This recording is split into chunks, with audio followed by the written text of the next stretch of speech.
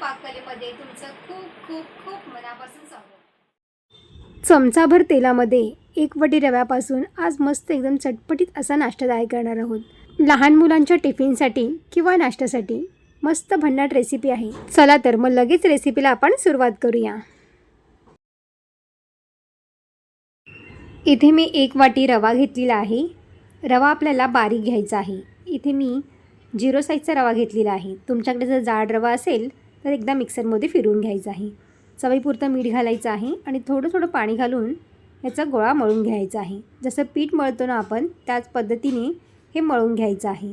तर पाणी आपल्याला एकदम जास्त ओतायचं नाही आहे, अगदी थोडं थोडं करूनच आपल्याला हे पाणी घालून पीठ मळून घ्यायचं आहे। ज्यावेळेस आपण रव्याचं हे पीठ मळतो ना त्यावेळेला घट्ट मळायचं नाही आहे, थोडंसं आपल्याला पातळच मळायचं आहे। रवा आपला थोड्या वेळाने फुलतो, त्यामुळे आपल्याला सुरुवातीला हे पीठ थोडंसं पातळ मळून घ्यायचं। तुम्ही इथे बघू शकताय बघा, अशा पद्धतीने हे पातळ मळून आपल्याला हे थोडं साईडला ठेवून द्यायचं आहे।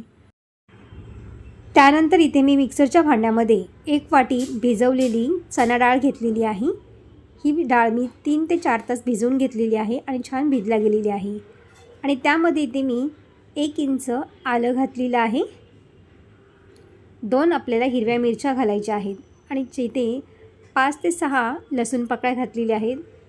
3 ते 4 इथे मी काळी मिरी घेतलेली आहे आणि चवीनुसार मीठ घालायचं आहे।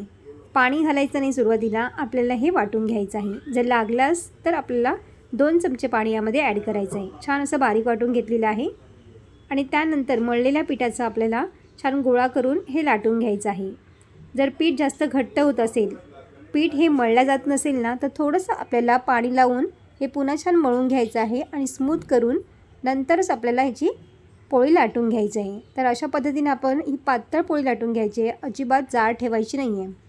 तुम्ही जर जाड ठेवली तर नाश्ता आपला थोडासा कडक होऊ शकतो, त्यामुळे जितकी शक्य होईल तितकी आपल्याला ही पोळी पातळ लाटून घ्यायची आहे। एखाद्या ग्लासच्या किंवा वाटीच्या साहाय्याने आपल्याला गोल आकारामध्ये हे करून घ्यायचे बघा, अशा पद्धतीने हे कट करून घ्यायचे आहेत, गोल आकाराचा करून घ्यायचा आहे। तर अगदी पातळ लाटल्या गेलेले आहेत, तुम्ही इथे पाहू शकताय बघा। जितके शक्य होईल ना तितके आपल्याला ह्याला पातळ लाटून घ्यायचं आहे। तर तुझी थिकनेस बघा तुम्ही, अशाच पद्धतीने आपल्याला पातळ लाटून घ्यायचं आहे। आता यामध्ये इथे मी 1 चमचा चणा डाळीचं जे मिश्रण आपण तयार केलं होतं ते अशा पद्धतीने ते लावून घ्यायचं आहे आणि दुसरी बाजू आपल्याला अशा पद्धतीने इथेही फोल्ड करून घ्यायचं आहे बघा। एकदम दाबून भरायचं नाही आहे, जितकं राहिलं तितकंच आपल्याला भरायचं आहे बघा। तर अशा पद्धतीने हे दाबून असं भरलेलं आहे आणि दुसरी बाजू अशा पद्धतीने फोल्ड करायची आहे। तर सगळा नाश्ता मी अशाच पद्धतीने ते करून घेणार आहे आणि हा खाण्यासाठी खूपच जास्त टेस्टी लागतो। काही हलकं फुलकं किंवा आपल्याला तेलकट खायचं नसेल अशा वेळेस तुम्ही हा नाश्ता एकदा नक्की ट्राय करून बघा। तर अशाच पद्धतीने मी उरलेले बाकीचे सगळे नाश्ता इथे करून घेणार आहे। हा तयार केलेला नाश्ता आपल्याला चाळणीमध्ये घेऊन वाफून घ्यायचा आहे। तर इथे मी चाळण घेतलेली आहे, चाळणीला आपल्याला थोडंसं तेल लावायचं आहे, त्यानंतर याच्या पद्धतीने असं ठेवून द्यायचं बघा आणि आपल्याला हा नाश्ता वाफून घ्यायचा आहे। तर पाणीसुद्धा इथे गरम करायला ठेवलेलं आहे। पाणी छान गरम झाल्यावरती आपण चाळण यामध्ये ठेवलेली आहे आणि वरून झाकण ठेवायचं आहे।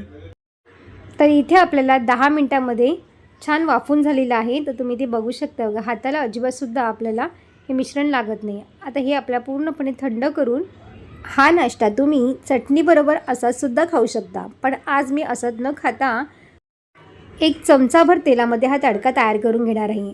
फक्त चमचाभरच आपल्याला तेल घ्यायचं आहे। राई घातलेली आहे, जिरं घातलेलं आहे। जिरं छान फुलल्यानंतर हा नाश्ता यामध्ये घालून घ्यायचा आहे। तर सगळा असा नाश्ता आपण याच्यामध्ये घातलेला आहे आणि त्यानंतर वरून आपल्याला थोडीशी कोथिंबीर घालायची आहे। ही फोडणी केल्यानंतर 2-3 मिनटं आपल्या तेलावरती छान परतून घ्यायचं आहे आणि वरून आपल्याला थोडासा चाट मसाला घातलेला आहे। तर चाट मसाला इथे मी घातला नाही आहे, तुमच्याकडे जर असेल तर तुम्ही इथे घालू शकता। चाट मसाला किंवा सांबार मसाला जरी तुम्ही घातलात ना तरीसुद्धा ह्या नाश्त्याची चव खूप छान येते। तर आता बारीक केलेली मी कोथिंबीर घातलेली आहे आणि गॅस आपला इथे बंद करायचा आहे। तर 2 मिनटं आपल्याला हा छान असं परतून घेतल्यानंतर गॅस बंद करून घ्यायचा आहे आणि मस्त एकदम गरमागरम चटणीबरोबर हा नाश्ता खाण्यासाठी इथे तयार झालेला आहे। खोबऱ्याच्या चटणीबरोबर किंवा आपल्याला हिरव्या चटणीबरोबर हा नाश्ता खूपच छान लागतो। एकदा अशा पद्धतीने हा नक्की ट्राय करून बघा। तर तुम्हाला ही रेसिपी कशी वाटली मला कमेंट्स करून नक्की सांगा। व्हिडिओ आवडली असेल तर लाईक, शेअर आणि सबस्क्राईब करा। बाजूची बेल आयकॉन पण जरूर प्रेस करा, जेणेकरून जेव्हा पण मी नवीन व्हिडिओ अपलोड करेन त्याची सर्वात आधी नोटिफिकेशन तुम्हाला पाहायला मिळेल। पुन्हा भेटू असेच एका नवीन रेसिपीमध्ये. तोपर्यंत मस्त खा आणि स्वस्त राहा.